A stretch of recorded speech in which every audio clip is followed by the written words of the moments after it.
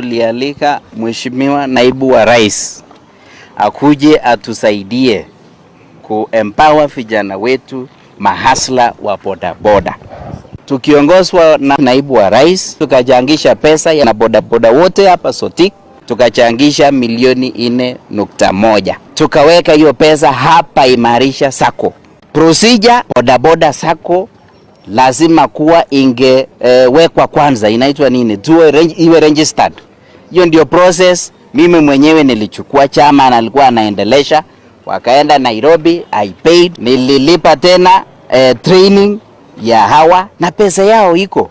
Siasa kidogo kidogo kama tuko na tofauti nayo, tusiingize Naibu wa Rais na wageni ambao walikuja kutusaidia. Dragging the name of the Deputy President who was our guest of honor into our cheap politics ya background, sio poa.